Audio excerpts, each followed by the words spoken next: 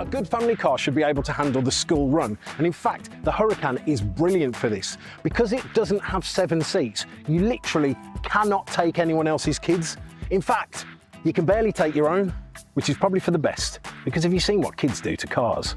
So of course, I'm not going to use a real-life child for this demonstration because of the dangers and possible legal ramifications, so I'm going to use a real-life fake child. Come on, Bilingo. Let's get, oh, no, don't kick the carbon fibre, sweetie. Oh, yeah, right, let's get you in the, and then I'll try. Safety first. Dropping your kid off at school in this guarantees they're going to be the coolest kid in the school, thus increasing their mood, thus increasing their performance academically, thus increasing their likelihood of success in life.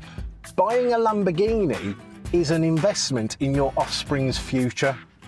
It's the loudest way to say I love you. Right, moving on. Right, I've got to practice for the indication test. There is a junction coming up. I'm going to indicate, I'm going to come off. I can already hear you going, oh, actually, BMW drivers don't use their indicators. Yeah, well, actually, that's illegal and it's dangerous not to indicate. BMW drivers do use their indicators. Just so happens that BMWs emit a premium photon that basic people can't see. And anyway, this car has a button that makes the exhaust louder and more exhausty. So even if they can't see my indicators, they'll hear me coming. You know what? Tom was right. I was being silly before.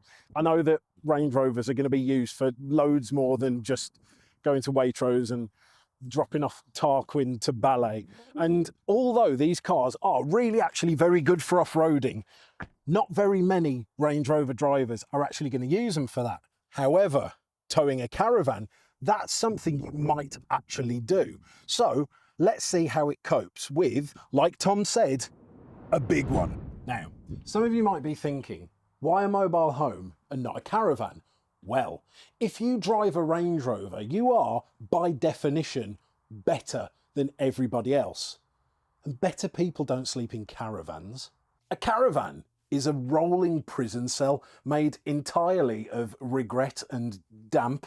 A mobile home, on the other hand, is a house with walls and dignity. This is the pinnacle of British luxury. Like, why waste time cranking down tiny little stabiliser legs when you could just tow an entire bungalow? With a mobile home, you're not camping, you're relocating.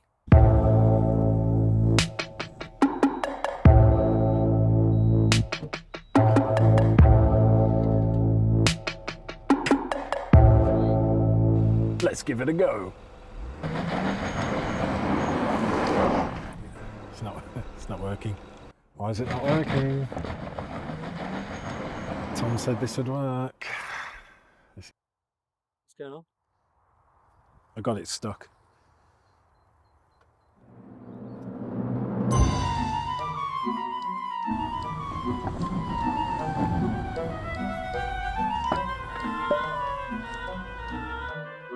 So what we're doing here is we're giving a poor person the chance to feel as if they're pulling a mobile home. So we're going to attach the Hilux to the mobile home and then the Range Rover to the Hilux. So we're basically doing community service and charity at the same time. Yes, this is genius. What is more British than a Range Rover and the classic British camping holiday? Not even a hint of struggle. In fact, the car feels like it's enjoying itself. And the best part about it is, does it struggle? No. Does it hesitate? No. Does it care that it's pulling a 3-bedroom house with a conservatory? No. Because it's doing what it was born to do. Like, the only reason it doesn't come out of the factory with a country house welded to the back of it is that you'd have to pay council tax on it. Wait, would that be cheaper than the road tax?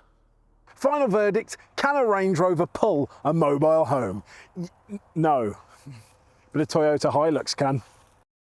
So yeah, you can drive this car every day, but the best thing about this car is that it starts to turn even the most boring things in the world into the most exciting things in the world. Oh, I think I'm getting a phone call. That's Jen. Hello? Babe, we're out of oat milk. Even a trip to Morrison's.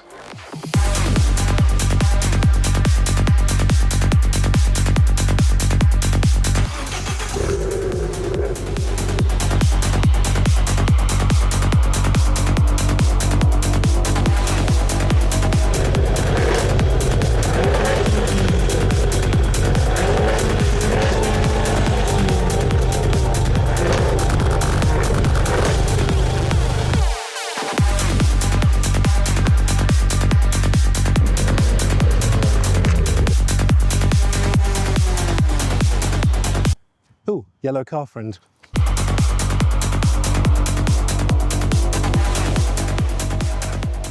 Flat out through frozen, clean exit past crisps, boxed on time, no penalties. What are you talking about? Race car things.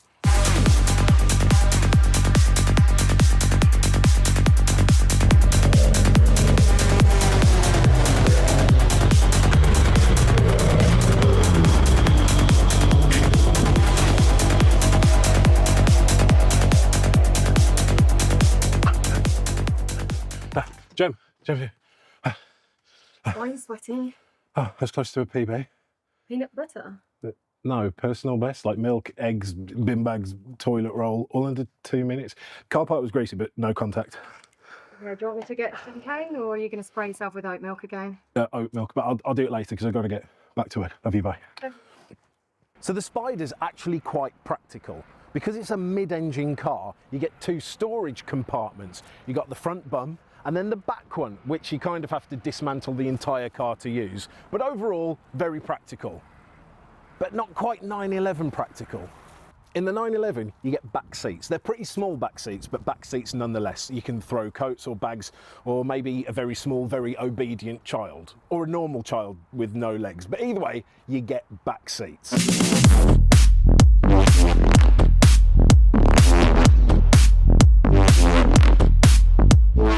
Let's talk about the roof. With the 718 Spider, you have to work for it. You got to press this thing here. If you, right, so you got to press this. Oh no, you need to. You unclip that, and you.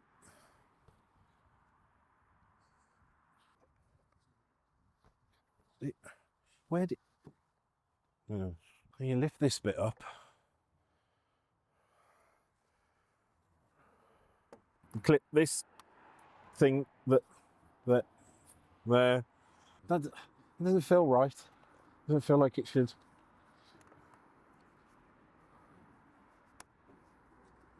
Okay. Then you say a little prayer to Ferdinand Porsche.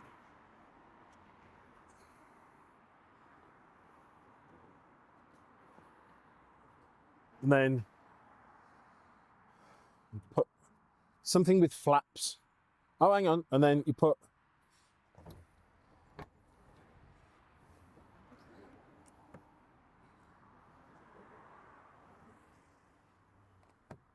and 20 minutes later, you're done.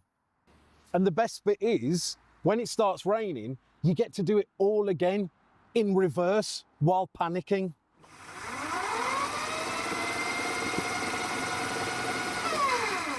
But the worst bit is that it's not a 911 roof.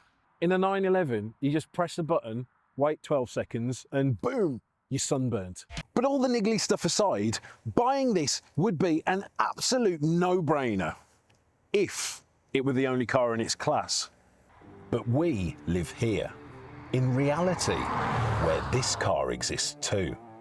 The Audi RS5, the car people call boring, and they're right. But sometimes boring's better. The Audi has a little button thingy on the door to lock and unlock it. The BMW, you have to press a button on a key, like we're in 2009. The mirrors on the RS5 fold themselves in all by themselves. It tucks itself in at night. How adorable. With the M4 mirrors, although you can finger them, in order for them to fold in, you have to hold down a button on a key, like you're in 2009. And this, a tiny little robotic butler that hands you your seat belt. In the BMW, you got to reach around and get it yourself, like you're in 1959 when the seatbelt was first invented. It's got massage seats, rush hour becomes physiotherapy. The M4 only gives adrenaline as pain management. This, you press a button, you lose a knot. The M4, you press the accelerator and you gain one. RS5, shiatsu. M4, scare the shit out of you. So this has got a Bang & Olufsen sound system, slightly better than the Carman Hard-On one in the M4, but still paired to a shit infotainment system. Like, both of the infotainment systems are shit, just in different ways. Like, two operating systems designed by two different groups of people who both hate you in different ways. It's got the drag coefficient of a shipping container. It makes a Land Rover Defender look like a concept car from the future. But does it care? No, because it's not about efficiency. It's about dominance. The car doesn't just say F you to the world. It also says F you to you, the driver. The suspension's not there to protect you. It's there to F you and remind you that life is tough and you should be too. So when you go off-roading, you can do some really cool stuff, like take the entire roof off. You can take all of the doors off. You can even take the windscreen off. But then where do you put the things? F you, that's where. On the road, it handles like an agricultural vehicle because it basically is. Steering, looser than a politician's morals. Brakes, suggestive at best. And the noise, imagine being at a Cannibal Corpse gig, inside a blender, inside an earthquake. Eardrums. F your eardrums. Want to put stuff in your door? F you, I've got stupid nets. Want to play music from your phone? F you, I've got an entertainment system from the Mesopotamian era. Want to close your door quietly and gently? F you, slam me harder, daddy. Want to turn on your child locks with a simple push of the button? F you, you've got to do it with a key. Both sides. Want to survive being hit by one? F you, it's literally been designed to cause blunt force trauma. Want to put the service book in the glove box? F you, it's 4mm too wide. Want to see where you're going when you're reversing? F you, it's got no rear visibility or reversing camera. Want to open your boot when you've reverse parked? F you, it's a barn door. Also, this doesn't open. Want to slightly rest your leg to the side? You, I'll go into manual mode. Okay, then want to have some fun in manual mode? F you, it's a bit crap. Want to open your bonnet quickly? F you, it's got these weird clips and you got to use a key for some reason. Want to easily open your door? F you, you need Hulk thumbs. Want some light to look at a thing? F you, your light's behind you. Want to put your sunglasses in an overhead compartment?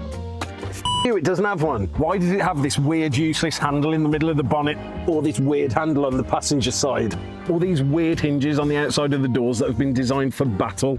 F you, that's why. So you'd probably think, why would anybody want this car? But then you take it to a place like this and it all starts to make sense.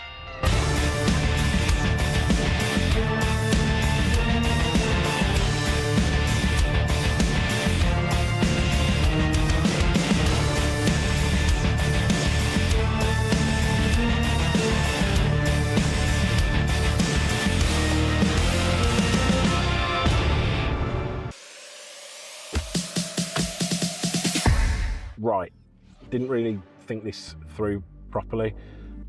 It fits, but size isn't the problem. See, in America, they put the drive-through window in the right place. In Britain, we've just got it all wrong.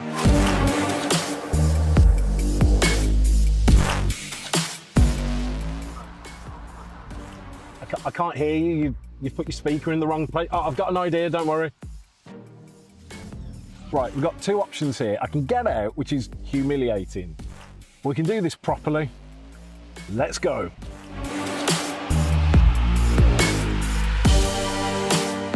That man's looking at me funny, but I think this is a great idea. What's wrong? Never seen Genius before. Hello? Yes, you came in the wrong way. No. This is very, very right. Can I please get Jake? You like oat things, don't you? Yeah. Can I get an iced oat vanilla thing, please? Okay, but you came in the wrong way. This feels very right. I'll see you soon. Love you. Bye. Okay.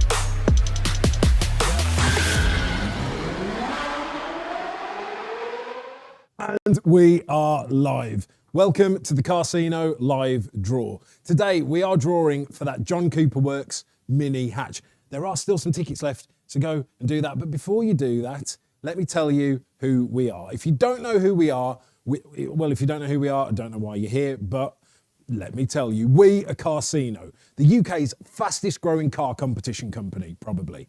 We like to do things a little bit differently. That's two main ways. Number one is with our content. You've experienced some of that in the little build up to our show today, and you are going to experience some of that in a moment too.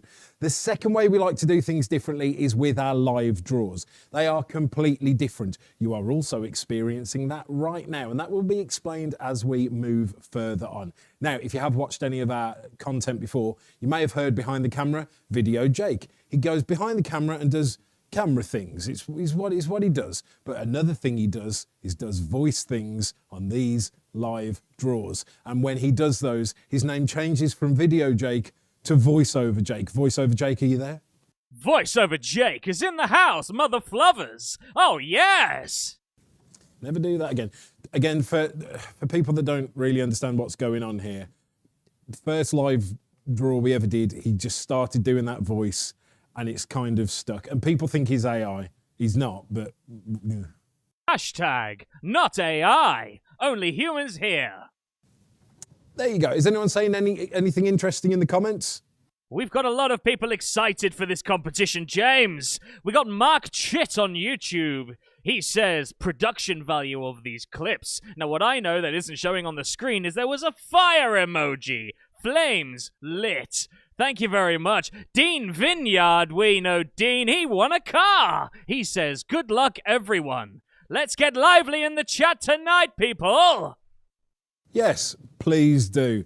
If you are able, if you got hands and fingers, use them to type things. It's how we can communicate. It's an amazing world we live in, and we will read some of your comments out in Voiceover Jake's funny voice. Now, look, you can still get tickets for this no margin John Cooper Works mini hatch. There are how many left? I was muted. It's 98.4% sold as of right now.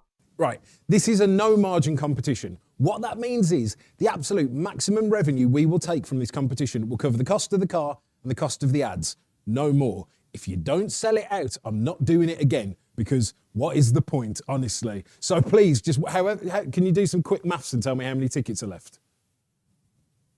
No. Cool. Well, you guys go figure it out for yourself. Click on it and just grab a couple. It's less than 150 tickets. Okay, come on, guys. You can do that. How many people are watching? There's at least 3 people watching. You just get 50 each. I reckon that's fine.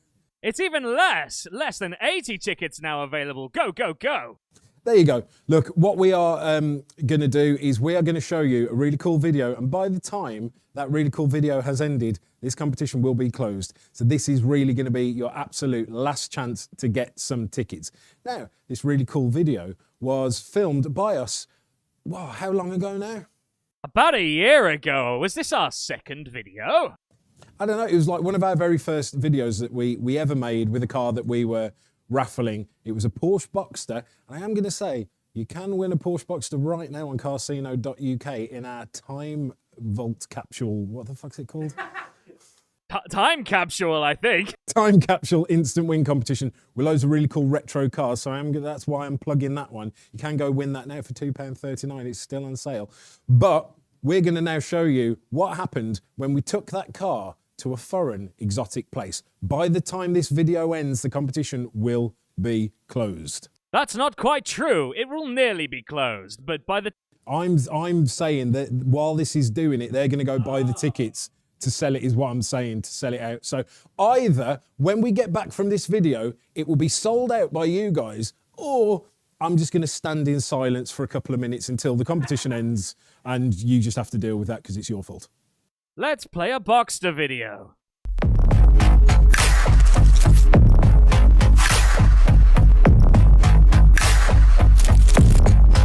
This is the 981 generation Porsche Boxster. You've probably heard the old trope that Porsche Boxsters are hairdressers' cars, focused on style over substance. I want to see if that's true. I want to see if this is a serious car. So to do that, I've taken it to some serious roads. And those serious roads are here in the Brecon Beacons. It's not called that anymore. They've changed it. What do you mean they've changed it? They've made it all Welsh. What do you mean? What is it? Hang on. Right, got it. Let's go again. And those serious roads are here in the Brecon Beacons. And although the Brecon Beacons is in Wales, and Wales is full of Welsh people, the roads here are seriously some of the most beautiful on the planet.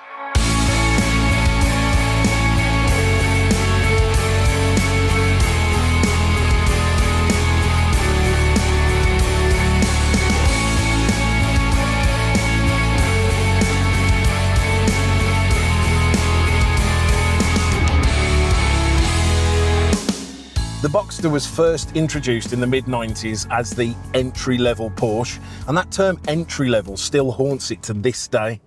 But here's the thing, calling the 981 Boxster entry-level is like calling a Rolex Explorer a decent first watch.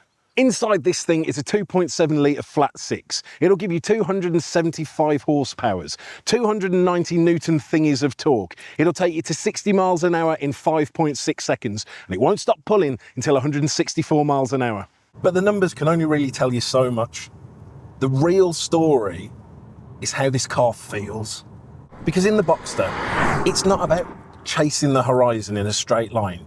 It's how it dances through the corners. It's like how it feels alive. It's how every single steering input feels like you're coaxing, not commanding. There's a certain magic to Porsche's steering racks. It feels like a conversation. You talk to it and it talks back. In fact, a lot of times it feels like it's reading your mind. It's finishing your sentences for you. The mid-engine layout gives you that perfect balance. It's like the car's pivoting around you. Look, in other cars, you give a solo performance. In this, it's a duet.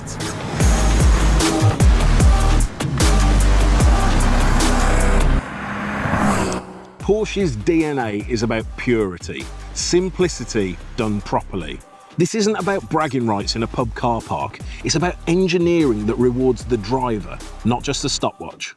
When you drive the Boxster, you realise that Porsche learned to build cars on the Nürburgring, not on a spreadsheet. Now let's talk reality. It's not as disastrous to run as you think it might be. On a gentle cruise, you'll do about 37 miles to the gallon, and in town, almost 27. So you're not going to be draining your wallet every weekend just to fill it up. The tax is 345 quid a year, which I know it's not a tenner like a Tesla, but for that extra money, you don't have to drive a Tesla. And unlike a new 911, which will quickly tiptoe into the six-figure territory, today you can pick up these Boxsters for prices that are basically reasonable. I'm not going to say cheap because that implies compromise.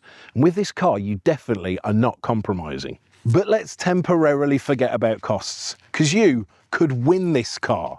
We are giving it away right now at Carsino.uk. Oh, do we have to? Can I keep this one? Inside, it's everything you could want. It's minimalist, it's focused, but it's still comfortable enough for long journeys. The PDK gearbox is sharper than a paper cut. It's seamless, immediate. And unlike the 718 Spider, which is technically a better car, you can put the roof down as you're driving, as long as you're going under 30 miles an hour. And because it's a mid-engine car and they haven't put seats in the back for little people that won't even appreciate the car they're in, it means you've got quite a lot of space. You've got the boot at the back and you've got a front bum, which means you could bring a partner and a couple of suitcases to the Brecon Beacons, or a cameraman and a load of equipment.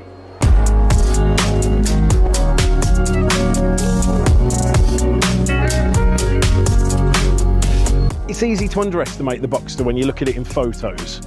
It's almost too simple at first glance, like a bit too polite. But then when you see it in real life, you realise that this isn't just any old sports car. From the front, you've got that unmistakable Porsche DNA, the tight, confident lines, the gentle slope of the bonnet, the headlights that look like they're squinting into the distance, already plotting your line for you. The side profile is where the Boxster really comes alive. It's low, it's lean, it's purposeful. It looks like it's moving even when it's parked. The sculpted air intakes lets everybody know that there's an engine just millimetres from your spine.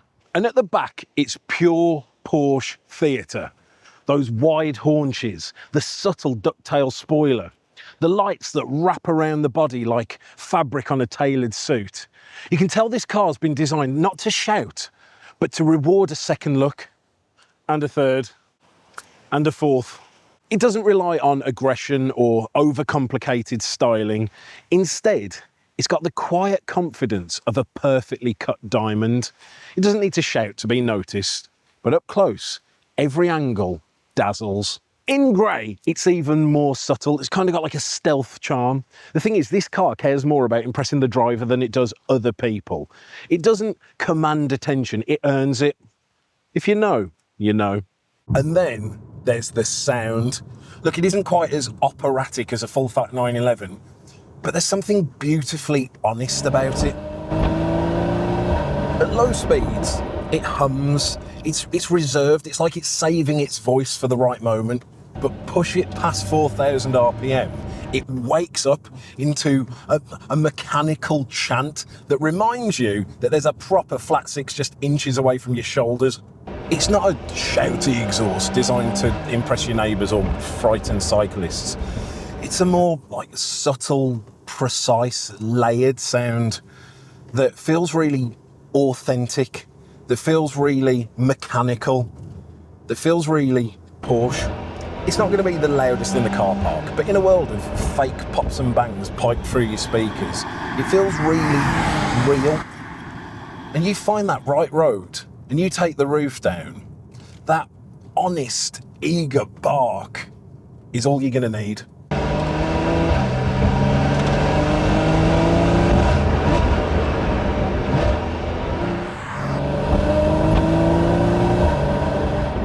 So is the 981 Boxster a serious car? Yes, seriously. This isn't an entry-level Porsche.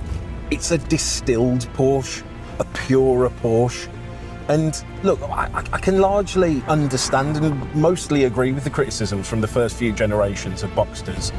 But this is a completely different beast. This might just be peak Boxster.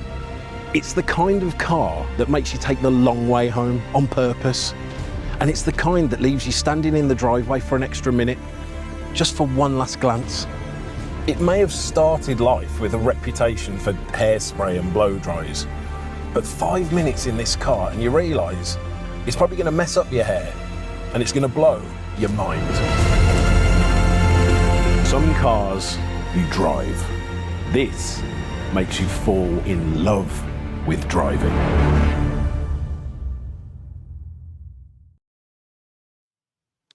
In case you've just joined us, you haven't missed the draw, but you've almost missed the competition. There's like a couple of tickets left. I know some of you in the comments are saying, no, there's no tickets left. I'm thinking maybe there's ones in baskets ready to go. At our end, there's some tickets left. So grab those little last tickets. There's like maybe 10, 20 left, something like that. Voiceover Jake, what's... There's also only 16 seconds left, so you better get going. Yeah, I mean, realistically, if you're not on the page right now checking out, you probably just don't bother. There you go. You saw some of our content there. I hope you enjoyed it. You can see some more of it if you go to our YouTube. Voiceover Jake, do you want to bring up the thing where there's different pages of the YouTube thing? There we go. Hey, wow, as if by magic, I'm in the corner of our YouTube channel. You can watch our reviews of cars there. Now, it's not always cars we're giving away. Sometimes it's just cars we happen to stumble across and review them. So go and have a look at that. Someone in the comments earlier said, you should make your own car show. Bro, we already have. This is it, sort of. This is like the National Lottery meets Top Gear. Now, on my time calculations, the competition should be closed. Is that the case? The competition is now closed. Fantastic. Is anyone saying anything mildly interesting in the chat? We've got some people that are upset they've not been able to get tickets yet. Nathaniel Willard says, I could have every ticket available and still would never win. What do you think, Jay? That's the spirit. AJ Train on YouTube says, brilliant video on the Boxster, so much better than the usual shouty raffle ads we're used to seeing elsewhere. Keep it up. I'll be buying some tickets for this one. Hopefully you got in there. Very good, thank you. Well, I mean, I am a shouty raffle lad, but sometimes I just do it next to a Porsche in Wales. So there you go. Anything else? I think people want us to move on. Let's do the draw. Cool. Well, I was stalling for time for a little bit just to let the system do its thing and make sure everybody's tickets have been properly allocated and such. Right. You will notice I'm in a different area. This is where we draw our winners. At the top of the show, I said we do things a little bit differently. One of those ways with our content, you've just seen that, we've just chatted about it for a little bit. The other way is with the way that we do our draws. Now, for some companies, whacking their phone on Facebook Live and going on Google random number generator is good enough, but we think that you deserve a little bit better. So we've done things a little bit differently. This is our Carsino roulette wheel that we have had specially made to allow us to draw our winning numbers. It is called Spin Diesel, and this is how it works. This is Spin Diesel, the Carsino roulette wheel, and this is how we pick the winning tickets for our competitions. This is how it works. The wheel has the numbers 0 to 9 on it 3 times. It also has special slots. R means re-spin. If we land on this, we spin again. B means bonus. If the ball lands on this, you in the chat have an opportunity to win instant cash or site credit. And C means charity. Our charity partner, AutoRaise, gets a cash bonus. We draw each digit one at a time, from right to left. Units, tens, hundreds, thousands, and so on, until we build the winning ticket number. If the final ticket is a number that hasn't been sold, we simply respin and start again. That's it. Good luck, everyone. You're just one ticket away. There you go. I recorded that video because I got bored of trying to explain it every time we did a live draw. What I will say, though, is some people, and maybe you here watching now, will be thinking, wait a second, there's 8,999 tickets available for this competition. I've got ticket number 1. There is no possible chance that my ticket could be drawn. Well, as I say, every single time we do a live draw, zeros exist. You can think of your ticket as 0001. That is just as statistically likely to be drawn as any other number. That's just maths and science. Now, if it lands on C, we will give £20 to our charity partner AutoRaise. They are helping raise the next generation of auto engineers by giving quality apprenticeships to young people. And if it lands on B, we're going to do a bonus thing that I'm going to make up on the spot because I can. There we go. Is there anything else I need to cover before we go? We've got Sean Fabs Hayward saying, first timer, give us a win. I think we're ready to go. Cool. Now, 8,999 tickets available. That means we need to draw 4 digits. You will notice that 8 is not 9. So when we get to that digit, the thousands digit, if it lands on 9, we'll just spin again until we get a 0 to 8 number. Hope that makes sense. If it doesn't, don't worry. There's nothing I can do about that for you. Right, let's draw that first digit. Good luck, everyone. Let's go. Now, if you want to check what tickets you have, you can go to carsino.uk, click on My Account, check your orders and see which tickets you have been allocated, or find the email that was sent to you when you bought your tickets. Now, 1. There we go. The winning number is going to end with the number 1. Let's get that next digit. Now, if you are watching and going, oh, well, I don't have any tickets that end with the number 1, I'm just going to stop watching now. Don't do that, because not every one of the tickets was sold. It was very close. Now, there is a possibility we will draw a number that has not been purchased. It's not very likely, but 3. But it might happen. The winning ticket is going to end 3-1. Let's get that next digit. Jazz Fitzpatrick on Facebook is asking, what's this for? This is for the mini hatch JCW. You know what? It's nice that you've tuned in, even if you haven't got a ticket. So thank you for tuning in. R, which stands for stupid redundant spot on the roulette wheel that I regret putting in. Respin. We're just going to, there's literally no point in having that. The thing is, a traditional roulette wheel has, I can't remember how many spaces in it, but we had to divide it up properly so that we had the exact same amount of 0s and 1s and 2s. So we had to fill the gaps with other ones, and that's what we came up with. Connor Hitchin says, I've got a ticket with only 3 digits. What does that mean? Add a 0 to the beginning of that. Like, for argument's sake, if it was number 1, 2, 3, if we draw 0, 1, 2, 3, that's your ticket. Hope that helps. Let's get that third digit. So we got 3 and we got 1. Let's see what the next digit is.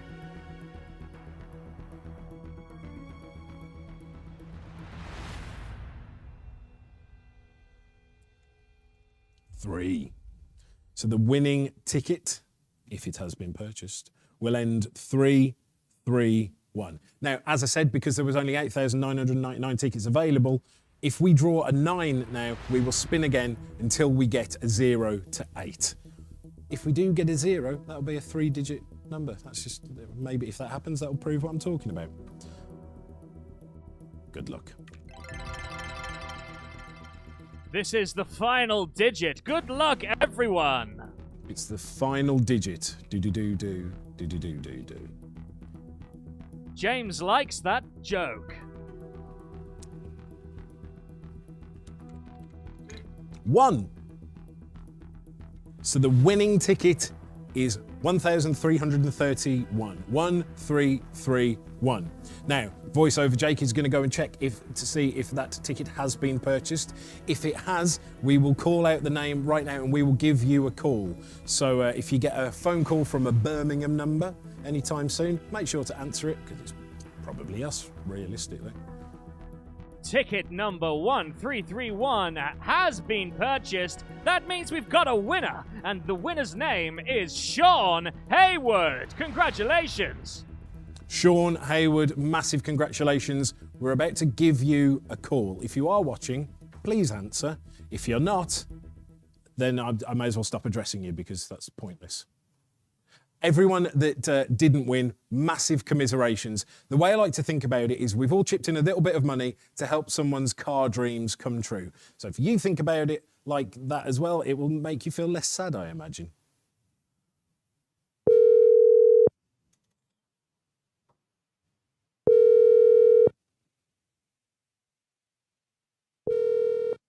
Hello? Hi, is this Sean? It is, yeah. Hi, it's James here from Carsino. I was just watching. Oh, are you actually watching live?